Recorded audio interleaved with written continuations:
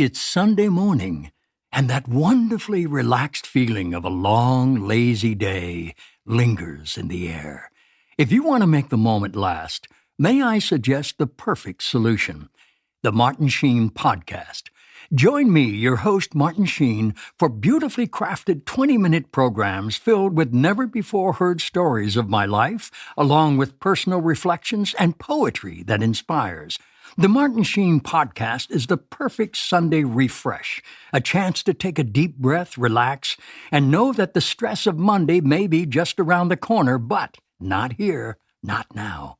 So make this your weekly moment of calm as we explore faith, hope, love, and what it means to be human. And know this journey is ever unfolding as I invite you to see what's next with me, Martin Sheen. And thank you. Our press secretary gave alternative facts to that. My goal in this deposition was to be truthful, but not particularly helpful. Welcome to Unspun, the podcast that makes you better at finding the truth. The way people get news is changing. It used to be that there were many reporters who would research stories and write articles, but now politicians and famous people share information directly with you on social media and the internet. That means you find out things fast, but it's up to you to make sure the information's actually accurate. And newsmakers don't always do their part. The temptation to manipulate information is strong. They bend the truth to deceive so that they can avoid accountability, so that they can advance their agendas. When you recognize these agendas, you can sometimes find out what's real. And we're at a crossroads where anyone can share anything online, so it's important to sharpen your critical thinking skills. Finding that deception before it goes viral is pretty much a survival skill now, and we're going to do it together.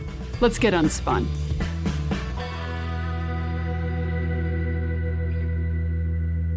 Hi, truth seekers, and welcome to this week's episode of Unspun.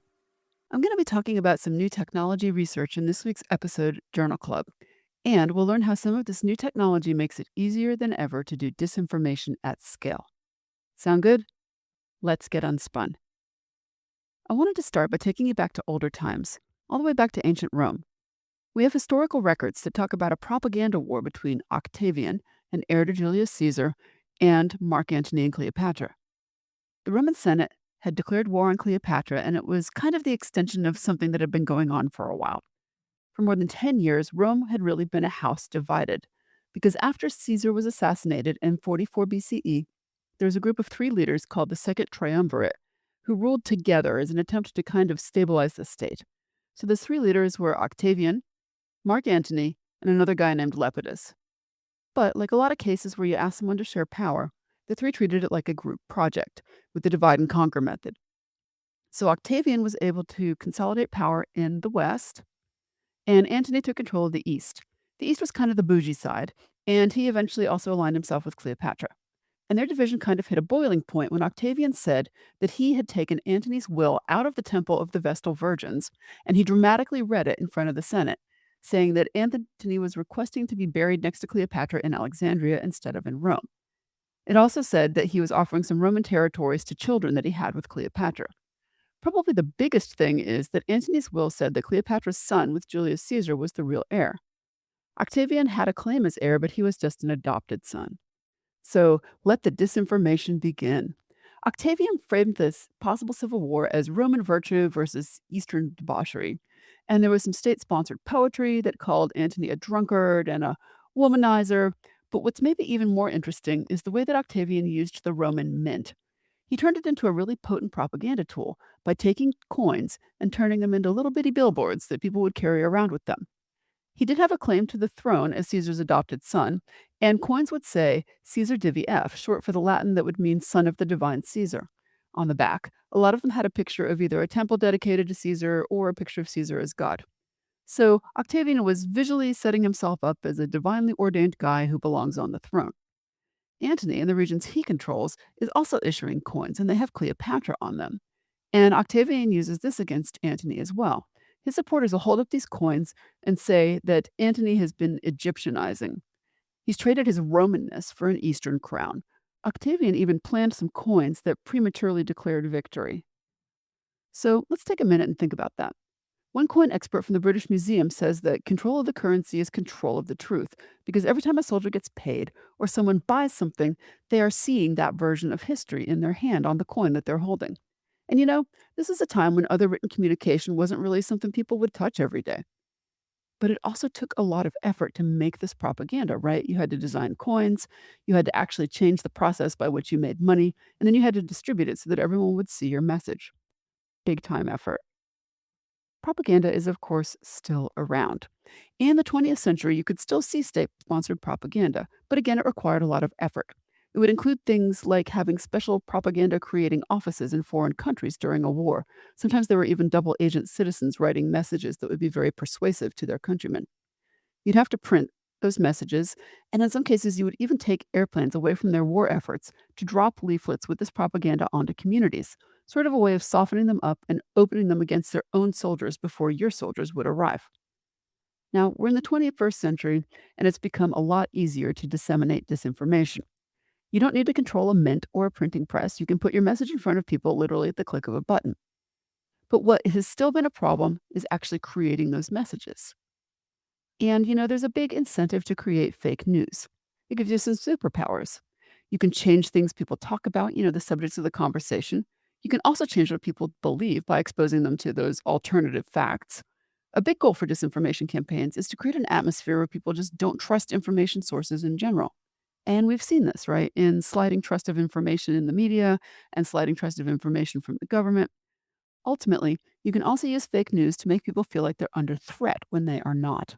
And if you're good enough at it, you can even cause people to go to war with each other, sometimes preemptively over threats that only exist in the messages that you are sending them. So, like I said, there is a lot of incentive for making fake news. And what today's paper that we're going to go through deals with is the overhead that it takes to actually make it happen, how hard it is to create the messages. The paper is called AI Propaganda Factories with Language Models, and it's by Lukasz Oleńczyk from King's College in London. The paper starts by going through some of the characteristics of earlier influence campaigns. As I mentioned, they needed large teams, and in some cases, simple bots were used on things like Twitter in the early days of concern about this kind of stuff. But today, just like the internet democratized the ability to reach an audience, AI has made the ability to create propaganda more democratic, meaning that lots of people can do it. It's not just governments who can invest a lot of money, but maybe even small groups or individuals. So that means that more people have the ability to try and do the things that propaganda does, right? Like give people ideas on topics they should distrust or make people more prone to conflicts. They can also, these small actors, magnify the effects of the large actors like governments that are still very involved in propaganda. Now, the author notes that until recently, AI only had limited use in creating this kind of material, particularly for states. And here's why. When you're getting a large language model, think a Claude or a Copilot or a Gemini or a DeepSeek or a Chat GPT to make your propaganda for you, you're interacting with a large company that has given you access to their services. And because you are coming in a controlled way to use those services, they know what you're doing. So that means that market forces could maybe change large companies' desire to allow you to do these things. The company might have ethics standards that forbid it, sort of like we saw with Anthropic and the US Department of Defense recently. Possibly, regulators like governments might come in and force change from those large companies. What it boils down to is that those large companies are a target for groups of protesting people or for other outside forces like governments or other companies to attack. So it's not great to rely on for your propaganda machine. An even bigger issue is the fact that when you use a third party service, you are subject to the whims of that third party. For example, I used to use an aggregator for blog articles called Google Reader. It was great. It would pull the first paragraph from all the different blogs that I subscribed to into a single web page that I could visit. I could find the posts that I wanted to read that way. And this was a service that Google provided to me for free. It was great, like I said, but Google decided to stop providing that service, so I don't have it anymore. Recently, we saw that OpenAI decided to discontinue their Sora app that let people create very realistic hypothetical videos. And if you're trying to run a continuous misinformation campaign, it is a real strategic weakness for you if you do not control the tools that you use to make your content. Hence this paper. It's not looking at large language models like those used for ChatGPT or Gemini, but smaller language models. Large language models are trained on very large amounts of data. That's why they need these big data centers. Smaller language models are not necessarily. They can be downloaded and run on someone's personal computer. You can add more training if you want, and because it's not cloud based, you can use it secretly. They're less powerful than the larger models, but they could still work. And whether they would still work was the central question of this article. The author looked at several specific questions. He wanted to see if these smaller models that can run on everyday computers could still act like different types of people, like someone who was a particular age or had a particular background or a particular communication style or political view. They also wondered if giving different background information would cause it to shift its beliefs that it talked about, and whether the AI model mattered or if it was the way that they designed the persona that mattered. The big question, though, was if you could do it completely automated. Do humans need to be involved? Let me take just a little side trip because this question was the subject of another paper that I just saw from a university press release from University of Southern California. It found that agentic AI, where basically you have AI processes that depend on each other and run each other without people, if those could coordinate whole propaganda campaigns without people being involved. I thought the press release about this was really interesting in its language, so I'm going to read you a little section. Quote, "The ramifications are alarming. These AI-powered networks could flood social media with coordinated propaganda before anyone even realizes what's happening. They can make fringe views appear mainstream, create the illusion of public consensus around false narratives, and push disinformation at a speed and scale no human moderation team could match." That's the end of the quote, but that actually is kind of scary because the stuff that's being proposed in the paper we're talking about this week would still have humans starting and stopping the process at least. When a process could run completely on its own, which is what the Southern Cal paper is describing, you wouldn't know what was happening necessarily. Nobody would know. Okay, to go back to today's paper, here's how they tested it. They used the small language models to develop 8 different personas. A persona could be, for example, a person with left leaning political beliefs who communicates in an aggressive and sarcastic way. Or maybe they have right leaning political beliefs and are very friendly. To test those personas, they used real discussions from Reddit, from a subreddit called Change My View. The way that subreddit works is that someone posts an opinion and other people try to change their mind, and then the original poster picks what they think is best. They ask their AI to respond to those prompts that the users have given while staying in character as the persona. They had it respond 2 different ways. So one was just replying to the original post, and the second was reading both the original post and the human reply that the original poster had rated as top before it answered. They tested several different small language models and they measured a whole bunch of things, including how well the AI stayed in character, how closely its answers matched with the ideology it was asked to perform, how often it would just refuse to answer, if the responses had any diversity, and if they stayed in the target length. The scoring was using another AI to score the results, and it checked how well the reply from the system matched the initial persona. So if I wanted to kind of sum it up, they asked an AI to act like specific types of people to give realistic responses that stayed in a belief and a tone they were told to have at the beginning. Okay, I need to take a very quick break, but when I come back, we'll hear what they found out. I will be right back. Welcome back.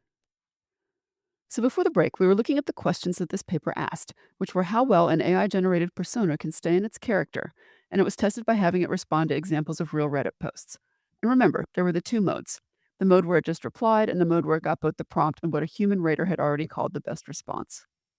Overall, it found that the AI did a really good job of staying in character across all of the models that they tested. Scores were really pretty high, and even if they added more context to the conversation, it only changed the score a little bit.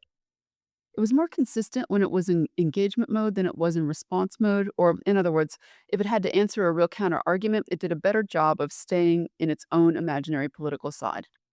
It's kind of interesting because they had different types of personas and they changed more in engagement mode based on the type of them. So, personas that were more empathetic or more trying to be motivational were more likely to improve with the engagement than personas that were designed to be sarcastic and condescending. Trolls can be trolls, I guess. But interestingly, the AI did not refuse to answer. So it was very good at producing an answer and not just saying, I don't know how to answer that. So this suggests that the small language models still do a pretty good job. They don't hit a wall, even if you ask them to do a relatively hard task. When it came to the length of the responses, in response mode, where they're just answering the original query, length it was sometimes a problem. Sometimes it was too long or too short. But when it was in the engagement mode and had that sample answer, it did a much better job.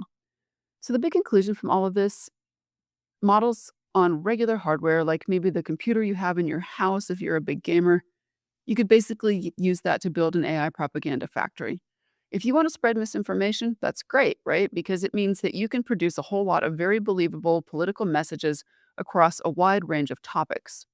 But if you want to have a reliable information system that supports democracy, it's pretty terrible because it suggests that the price for creating disinformation is as low as maybe people have feared. Now, the author suggests that there is a tiny bit of hope here because the systems did answer very consistently. And so that consistency could be something that could be detected in the future. But we do need to do a lot more research to see if that is the case. Bottom line, those small models are very, very plausible and could already be in use for automated information campaigns today. And a little timely note. Right now, it's April 6th, and one of the things that is happening in the conflict in the Middle East between the US and Israel and Iran and other Middle Eastern countries is that data centers for AI are being targeted. Now, one of the things that AI is being used for is probably the information side of hybrid war. And this suggests that that propaganda part of hybrid war might not be vulnerable to just blowing up the large data centers. Okay, truth seekers. I am sorry that I don't have a happier paper to go through this week, but I did think this was both interesting and important. If you see papers mentioned in the news, or if you're a researcher and you have a paper yourself that you think might be of interest, I'd love to see it at theunspunpodcast@gmail.com. And if you have an interest in building your skills and personally detecting some bad arguments in the news, I do have a little book called Detecting Deception Tools to Find Fake News that you can find at your favorite bookseller, and I will put a link in the show notes. I will be back in your ears next week. Until then, stay sharp, everyone. Thanks for getting Unspun with me this week. Unspun is a production of me, Amanda Sturgill, and is a proud member of the MSW Media family of podcasts. Send me your thoughts and ideas about trickery in the news on Gmail at theunspunpodcast@gmail.com. I even write back. And find this episode's show notes and more information at theunspunpodcast.substack.com. Want to learn more and get smarter? Check out my book, Detecting Deception, Tools to Fight Fake News, which is available on Amazon or your favorite online bookseller. And until next time, stay sharp, everyone.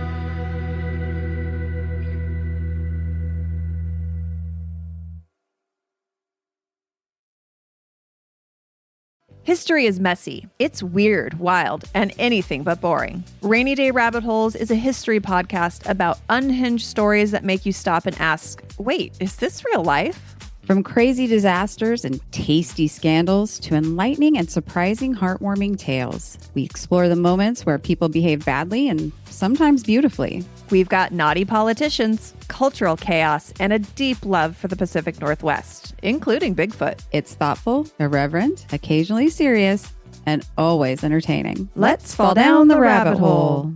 MSW Media.